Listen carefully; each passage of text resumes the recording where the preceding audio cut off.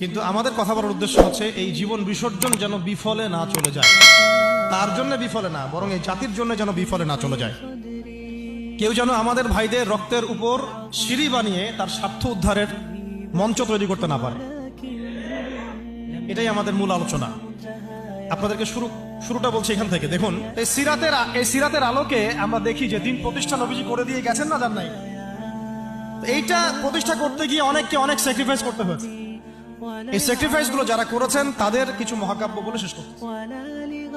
কেন বলতেছে এটা? যেন আমাদের চলমান অভ্যুত্থানের মহাকাব্যগুলো যেন কালের গর্ভে হারায় না যায়, এই জন্য বলতেছে আমরা যেন স্মরণ রাখতে পারি। এবং আমাদের এটাই শেষ হয়ে যায় না, এই যুদ্ধ বা লড়াই সংগ্রাম হয়তো সামনেও করতে হইতে পারে, তখন আমাদের নিয়াত যেন বিশুদ্ধ থাকে, আমাদের ওই মহাকাব্যের সাথে যেন এই মানুষদের মহাকাব্যের মিল থাকে।